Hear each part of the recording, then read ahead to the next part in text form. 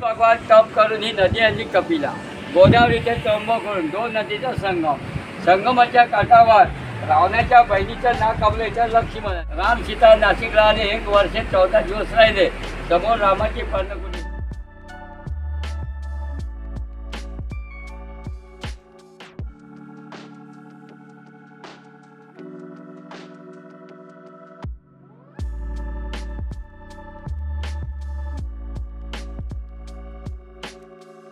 सलाम नमस्ते, मी अशोक बस्ते. आज आपण बघणार आहोत श्रीराम प्रभूंच्या पदस्पर्शाने पावन झालेली तपोवनभूमी. चला तपोवन बघूया.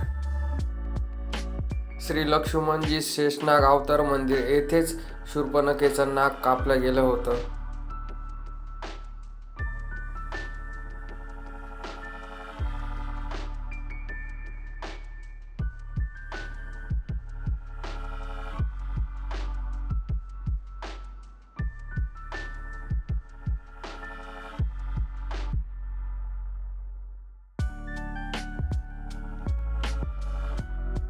मित्रांनो, आता आपण शूर्पणखाचा नाक कापलेल्या लक्ष्मणाच्या मंदिरातून दर्शन घेतलं आणि त्याच्या बाहेरच आलोय. तिथे आता आपण काकडी ट्राय करू. मावशी काकडी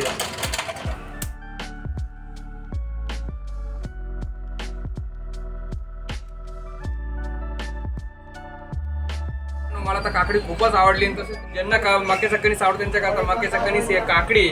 आणि तसेच इकडे मस्त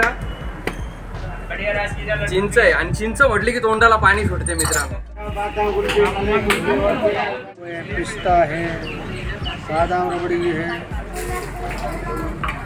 मित्रांनो, मंदिराच्या बाहेरच आला का रबडी कुल्फी. खूपच रबडी कुल्फी फेमस आहे. फक्त 30 रुपयामध्ये. चला तिचा स्वाद घेऊया. प्युअर रबडी आणि पूर्ण दुधापासून बनवले. मित्रांनो, मला तर खूपच आवडली. तुम्ही पण तपोवनात आले की लक्ष्मण मंदिराचं दर्शन केलं, त्याच्या बाहेरच रबडी कुल्फीचा नक्की स्वाद घ्या.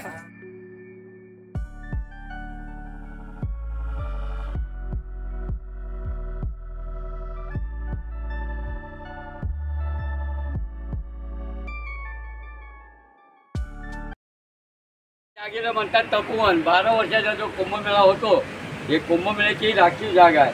ह्या जागेवर 8 तीर्थ आहे. अष्टतीर्थाची यात्रा आहे. समोर राम सीताचं मंदिर. राम सीताजवळ 3 देवांच्या चरणाचे 3 कुंडे. 3 देव रामाने साक्षीला ठेवून सीतामाईने अग्नीमध्ये प्रवेश केला. हे अग्नितीर्थ. रावणाच्या घरी जायच्या पहिले अग्नीमध्ये प्रवेश. परीक्षा झाली की श्रीलंकेला. हे अग्नितीर्थ मधलं मुक्तीतीर्थ. सीताबाईच्या आंघोळीची जागा सौभागी तीर्थ. कपिल भगवान तप करून ही नदी आली कपिला. गोदावरीचे त्र्यंबक करून 2 नदीचा संगमाच्या काठावर रावणाच्या बहिणीचं नाक कापलं लक्ष्मणाने. इथं नाक कापून नाकाचा तुकडा गोदाच्या पलीकडे फेकला. म्हणून शहराला नाव झालं नाशिक. ज्यावेळेस नदीला पूर येतो, इथलं दर्शन होत नाही. म्हणून शूर्पणखेचं मंदिर वरती दाखवलं आहे.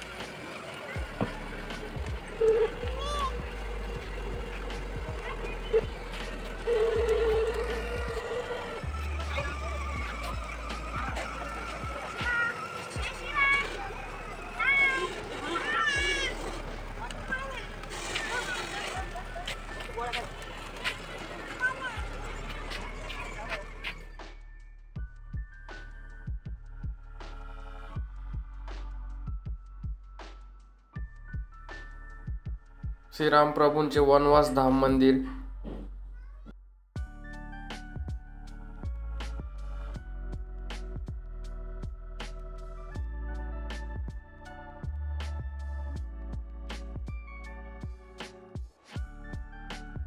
या मंदिराला सर्वधर्म मंदिर तपोवनमध्ये जे बनलेलं आहे, याला सर्वधर्म मंदिर नाव याच्यासाठी दिलेलं आहे की आतापर्यंत जेवढे धर्म झाले जगात आणि त्या धर्मांचे जे महापुरुष होते त्या सर्वांनी एकाच ज्ञानाचा या जगामध्ये शांती स्थापन व्हावी या उद्देशाने एकाच ज्ञानाचा प्रचार आणि प्रसार केला आणि त्यांनी आपलं आयुष्य त्या प्रचार प्रसारामध्ये संपवलं.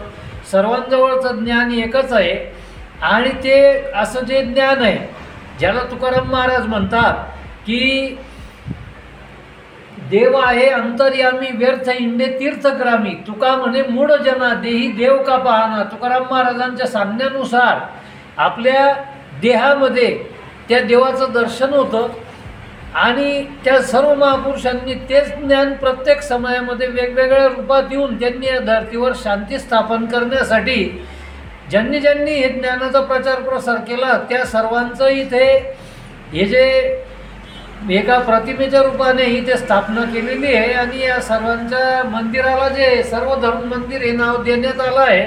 मानव मात्राच्या जीवनाच्या कल्याणासाठी आपल्या जीवनामध्ये वेगवेगळं अन्न ग्रहण केल्यामुळे, दूषित पाण्यामुळे जे वेगवेगळे आजार होतात, अशा सर्व आजारांवर या मार्गाने जी औषधी या ठिकाणी या मंदिरात ठेवलेली आहे, तर ती सर्व आजारांची औषधी असून ज्या केमिकलमुळे या शरीरामध्ये एक गोळी घेतल्यानंतर आपल्या शरीराला एक आजार तर दूर होतो, पण दुसरी दुखापत सुरू होते.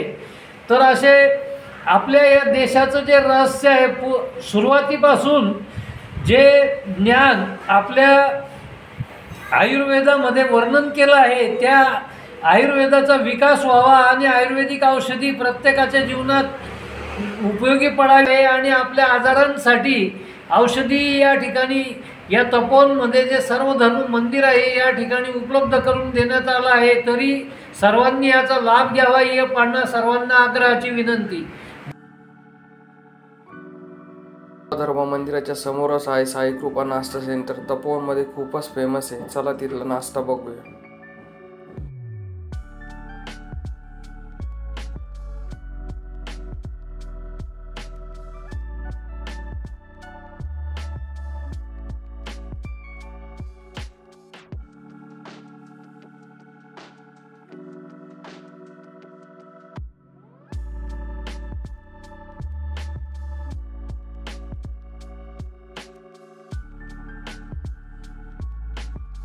नाश्ता कसा वाटतो?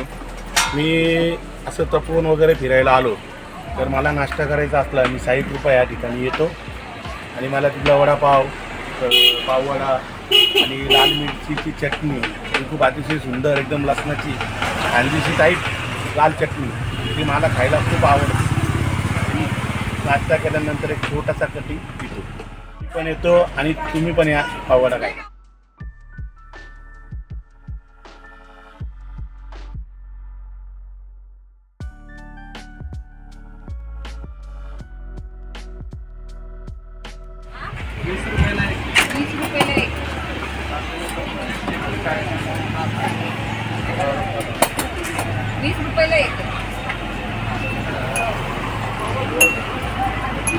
जलजीरा पावडर डालने का स्वामी. टाकतो पहिले तर लिंबू टाकतो, मग सब्ज्या, मग काळं मीठ, मग जलजीरा, मग साखरेचा पाक. मग तैयार झालं गुरुकृपा येथील स्पेशली 20 रुपये वाला नींबू शरबत. नींबू शरबत तपोवन में आके कैसा लगता है? बहुत अच्छा लगा. हम लोग को नहीं पता था कि इतना बढ़िया नींबू का पानी का मिलेगा शरबत. काफ़ी बढ़िया अच्छा जगह है, नेचर भी बहुत बढ़िया है. यहाँ पीछे आप देख सकते हैं नदी भी बह रही है, काफ़ी अच्छा है. यहाँ घूमने आए तो मिस्टर गुरु कृपा जी के स्टॉल पर जरूर नींबू पानी पिए, बहुत बढ़िया.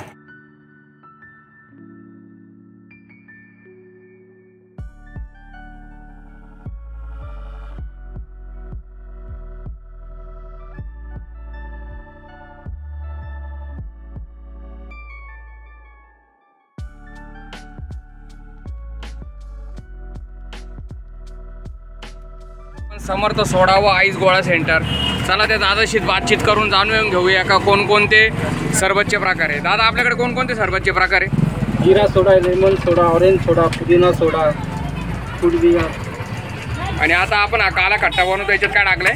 त्याच्यामध्ये जिरा सोडा, आपला जिरा मसाला टाकलाय, काळा मीठ टाकलेलं आहे, बर्फ टाकणार, कलर टाकणार.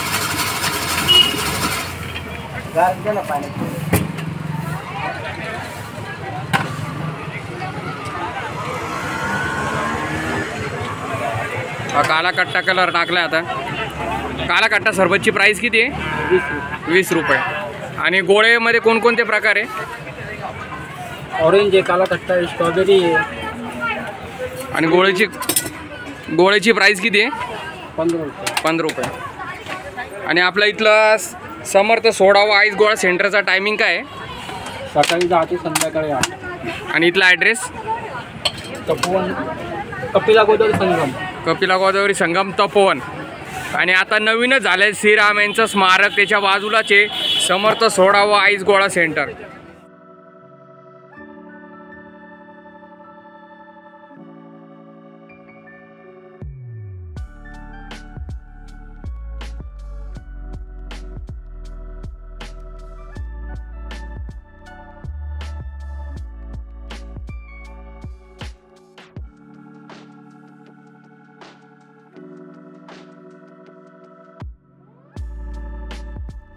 नमस्कार मित्रांनो, आता लास्ट इज बेस. आपण नाशिक तपोवन येथील खूपच फेमस आहे सह्याद्रीकर अमृतुल्य चहा. चला तिथला अमृतुल्य चहा आपण ट्राय करूया.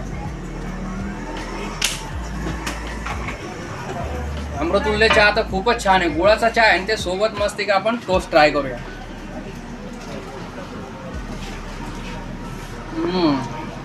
टोस्ट इतका अप्रतिम आहे का तसंच खावंशी वाटू राहिलंय. छान आहे. तसेच नान कटाई.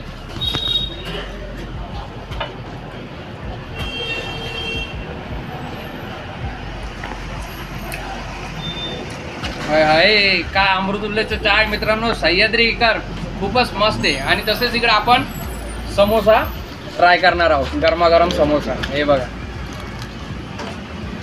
मस्त समोसा आणि त्याच्यासोबत मस्त हिरवी मिरची दिली.